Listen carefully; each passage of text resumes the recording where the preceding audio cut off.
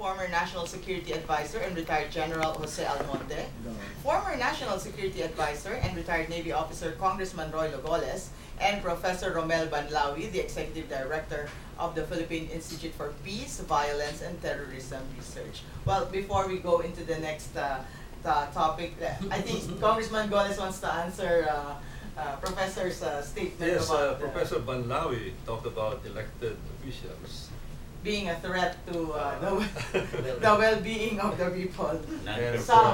Performing elected officials. We have the elected officials and the unelectable officials of the land. No, my comment is this. The number one elected official of the country is the President. And I think the President has started well in addressing the concern of Professor Banlaoi because of, well, one very glaring, this is not a pun, one very glaring initiative of the President is the anti-Wang policy, which addresses official arrogance. And to me, this is a very good initiative because it sets the tone that he really would like to reform society and addressing the people who are perceived to be arrogant. And these are people who are elected officials and also although not necessarily non-elected officials. Many of them are even not part of the government. The second is to reform the military, a more transparent way of handling AFP modernization, for example. You will recall that in the President Gloria Macapagal-Arroyo administration, we had this Makati mutiny.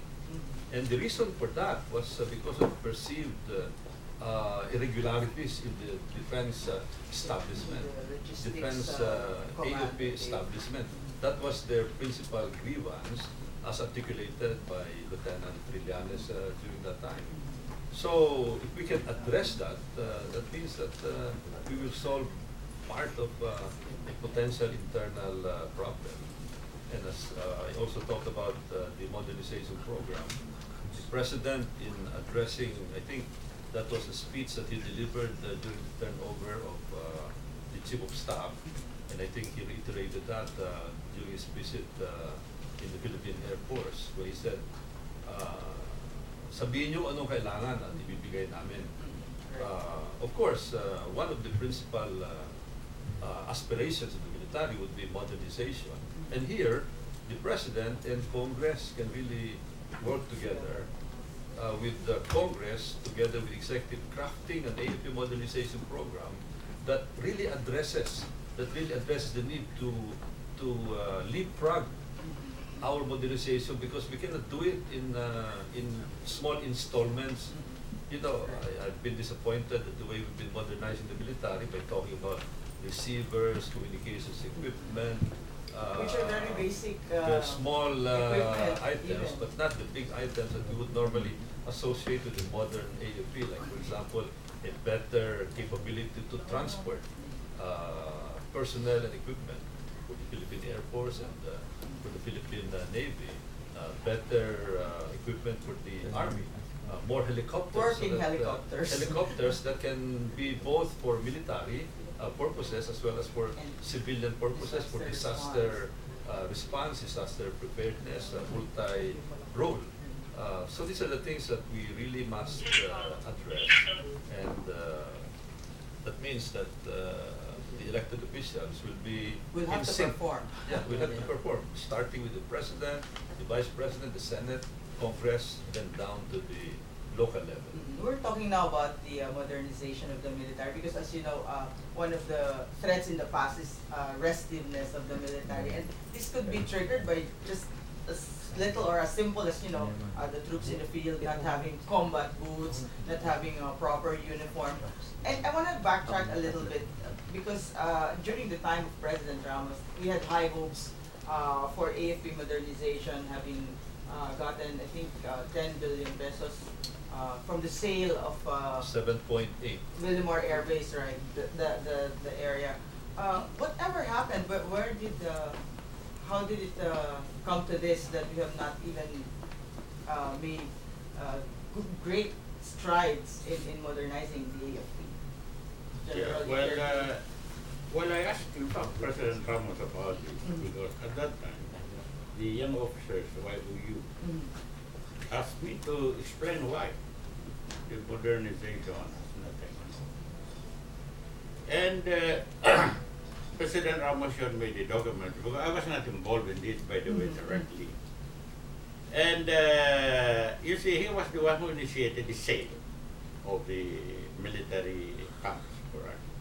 And part of that proceeds is supposed to be for the modernization of the armed forces, or much of it. What happened at that time, it was already towards the end of his term. What happened is his budget secretary, I think Secretary Enriquez, was the one in charge of overseeing this. This is what I got in the explanation. Was asked to review the document that is supposed to govern on how the monies will be spent. And I think it was a joint committee of the DND and the AFP who prepared this document.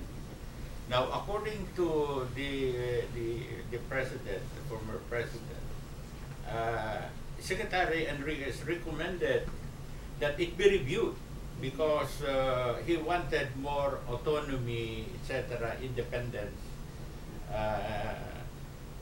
in terms of being able to ensure that there is transparency and accountability in the whole disbursement of the monies, which is more than 7 billion, if I recall. No? 7.8.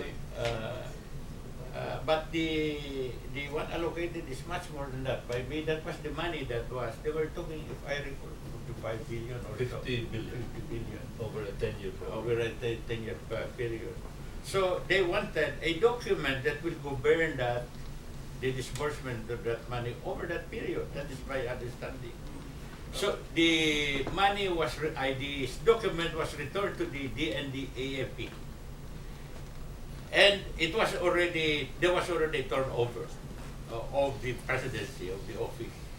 So the government of Ramos didn't have the benefit to look at what was the response of the other side. Meanwhile, the money, so I understand, was deposited with the Treasury, as is the law. It's with the Treasury. There were claims before that it is that. But I understand that President Ramos was called by Congress to explain this. Right. And I think the money was established when President Estrada took over. I think he disbursed part of it to Secretary Reyes, the Secretary